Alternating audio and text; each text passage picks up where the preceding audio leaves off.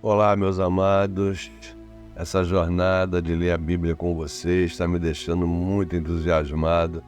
Eu estou gostando muito. Então vamos em frente. E diz assim a palavra do Senhor em Mateus 9. Entrando Jesus num barco, atravessou o mar e foi para a sua própria cidade. Alguns homens trouxeram-lhe um paralítico, deitado numa cama. Vendo a fé que eles tinham, Jesus disse ao paralítico: tenha bom ânimo, filho, os seus pecados estão perdoados. Diante disso, alguns mestres da lei disseram a si mesmos: este homem está blasfemando. Conhecendo Jesus seus pensamentos, disse-lhes: por que vocês pensam maldosamente em seus corações? Que é mais fácil dizer: os seus pecados estão perdoados, ou levante-se e ande? Mas para que vocês saibam que o Filho do Homem tem na terra autoridade para perdoar pecados, disse ao paralítico: levante-se, pegue a sua maca e vá para casa. Ele se levantou e foi. Vendo isso, a multidão ficou cheia de temor e glorificou a Deus, que dera tal autoridade aos homens. Passando por ali, Jesus viu um homem chamado Mateus, sentado na coletoria, e disse-lhe: siga-me. Mateus levantou-se e o seguiu. Estando Jesus em casa, foram comer com ele e seus discípulos muitos publicanos e pecadores. Vendo isso, os fariseus perguntaram aos discípulos dele: por que o mestre de vocês come com publicanos e pecadores? Ouvindo isso, Jesus disse: não são os que têm saúde que precisam de médico, mas sim os doentes. Vão aprender o que significa isto: desejo misericórdia, não sacrifícios, pois eu não vim chamar justos, mas pecadores. Então os discípulos de João vieram perguntar-lhe: por que nós, os fariseus, jejuamos, mas os teus discípulos não? Jesus respondeu: como podem os convidados do noivo ficar de luto enquanto o noivo está com eles? Virão dias quando o noivo lhes será tirado, então jejuarão. Ninguém põe remendo de pano novo em roupa velha, pois o remendo forçará a roupa, tornando pior o rasgo. Nem se põe vinho novo em vasilhas de couro velho. Se o fizer, as vasilhas se rebentarão, o vinho se derramará e as vasilhas se estragarão. Pelo contrário, põe-se vinho novo em vasilhas de couro novas, e ambos se conservam. Falava ele ainda quando um dos dirigentes da sinagoga chegou, ajoelhou-se diante dele e disse: minha filha acaba de morrer. Vem e impõe a tua mão sobre ela, e ela viverá. Jesus levantou-se e foi com ele, e também os seus discípulos. Nisso, uma mulher que havia 12 anos vinha sofrendo de uma hemorragia, chegou por trás dele e tocou na borda do seu manto, pois dizia a si mesma: se eu tão somente tocar em seu manto, ficarei curada. Voltando-se, Jesus a viu e disse: ânimo, filha, a sua fé a curou. E desde aquele instante a mulher ficou curada. Quando ele chegou à casa do dirigente da sinagoga e viu os flautistas e a multidão agitada, disse: saiam, a menina não está morta, mas dorme. Todos começaram a rir dele. Depois que a multidão se afastou, ele entrou e tomou a menina pela mão, e ela se levantou. A notícia deste acontecido espalhou-se por toda aquela região. Saindo Jesus dali, 2 cegos o seguiram, clamando: filho de Davi, tem misericórdia de nós. Entrando ele em casa, os cegos se aproximaram e ele lhes perguntou: vocês creem que eu sou capaz de fazer isso? Eles responderam: sim, Senhor. E ele, tocando nos olhos deles, disse: que lhes seja feito segundo a fé que vocês têm. E a visão deles foi restaurada. Então Jesus os advertiu severamente: curem para que ninguém saiba disso. Eles, porém, saíram e espalharam a notícia por toda aquela região. Enquanto eles se retiravam, foi levado a Jesus um homem endemoniado que não podia falar. Quando o demônio foi expulso, o mudo começou a falar. A multidão ficou admirada e disse: nunca se viu nada parecido em Israel. Mas os fariseus diziam: é pelo príncipe dos demônios que ele expulsa demônios. Jesus ia passando por todas as cidades e povoados, ensinando nas sinagogas, pregando as boas novas do reino e curando todas as enfermidades e doenças. Ao ver as multidões, teve compaixão delas, porque estavam aflitas e desamparadas, como ovelhas sem pastor. Então disse aos seus discípulos: a seara é grande, mas os trabalhadores são poucos. Peçam, pois, ao Senhor da seara que envie trabalhadores para a sua seara.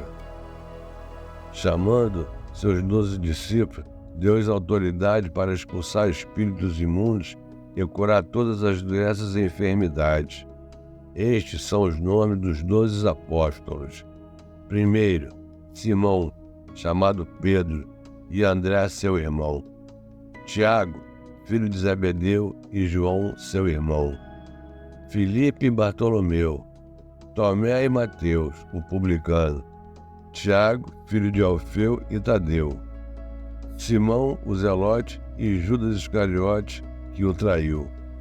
Jesus enviou estes 12 com as seguintes instruções: não se dirijam aos gentios, nem entrem em cidades alguma dos samaritanos. Antes, dirijam-se às ovelhas perdidas de Israel.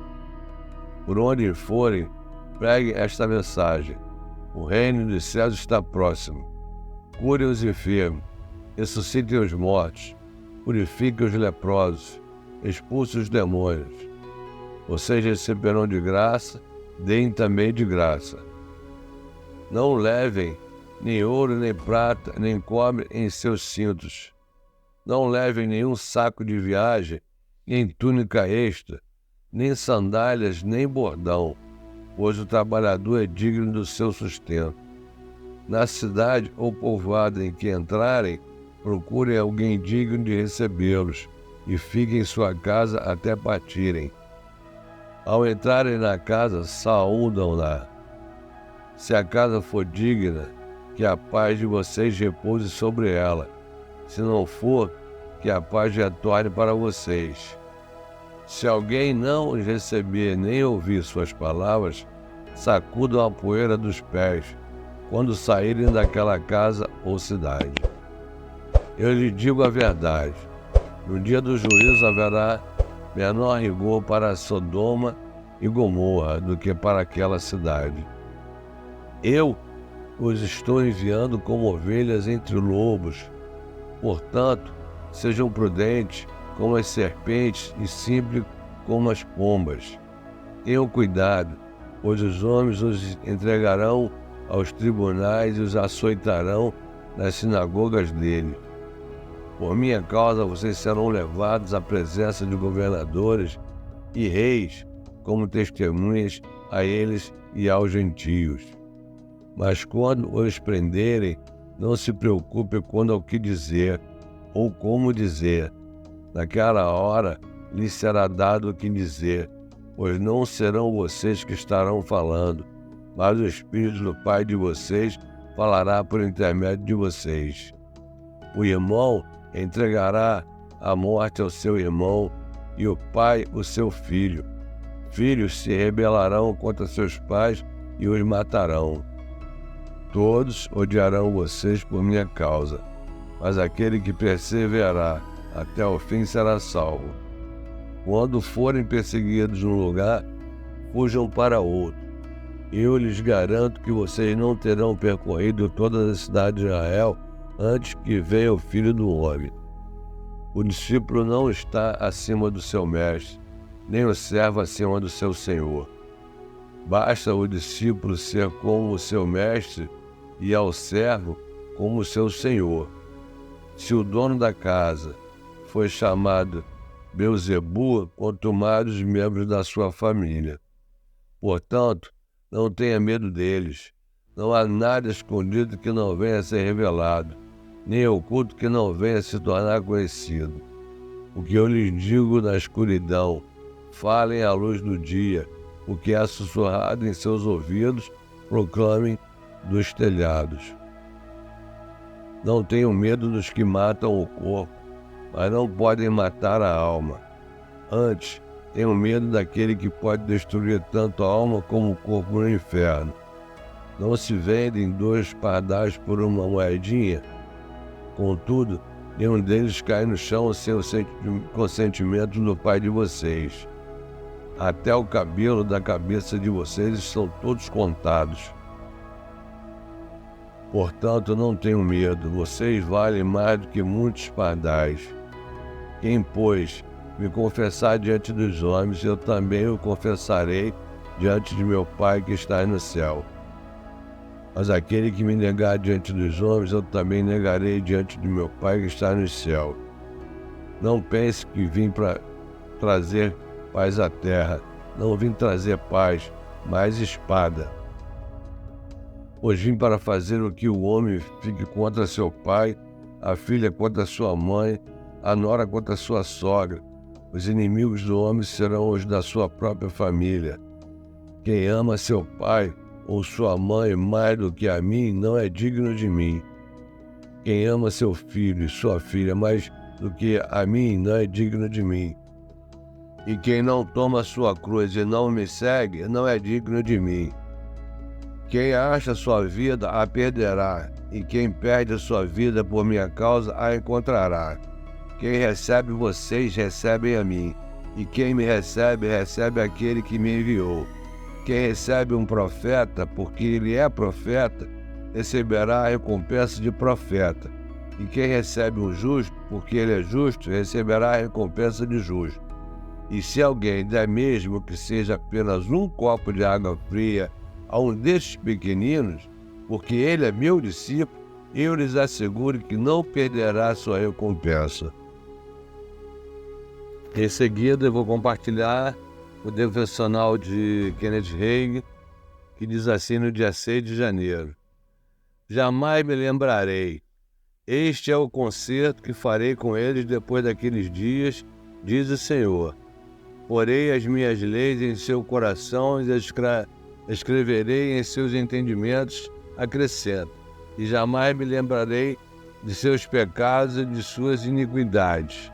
Hebreus 10, 16 e 17. Quando Deus olha para você, Ele não se lembra de que você tem algum passado, porque você deseja lembrar-se do seu passado. Pode ser um impedimento à sua fé. Nas minhas conversas com as pessoas, muitos me dizem, irmão Hagin, antes de eu ser salvo, vivia de forma terrível. Em seguida, contam que não acreditam que o Senhor fará algo em favor delas, bem como curá-las ou atender suas orações, porque viveram de modo tão pecaminoso antes de serem salvas. Falta-lhes totalmente a compreensão do novo nascimento, da nova criatura que se tornaram. Quando o pecador vai a Cristo, recebe a remissão dos pecados, o que significa que os pecados são apagados. Depois que uma pessoa se torna cristã, pode receber o perdão dos pecados que cometeu. Se confessarmos os nossos pecados, Ele é fiel e justo para nos perdoar os pecados e nos purificar de toda injustiça. 1 João 1,9. Quanto tempo você acha que Deus leva para perdoar-nos? 10 minutos? 10 anos? Não. Deus nos perdoa instantaneamente. De acordo com o texto bíblico, Ele nos purifica assim que chegamos a Ele. E a confissão do dia 6 é a seguinte: meu Pai não se lembra dos meus pecados e iniquidades, nem eu me lembro deles. Fico na presença de Deus como se eu nunca tivesse pecado. Meu Deus, que maravilha de palavra. Eu estou muito feliz de estar compartilhando com vocês. Vou ler essa Bíblia toda e vocês que estiverem comigo, por favor, se inscrevam no canal, façam um comentário, dê o seu like, compartilhe, tá certo? Vamos juntos mudar e transformar nossa vida com a palavra de Deus, que é a única verdadeira, tá bom? Um grande abraço e até amanhã.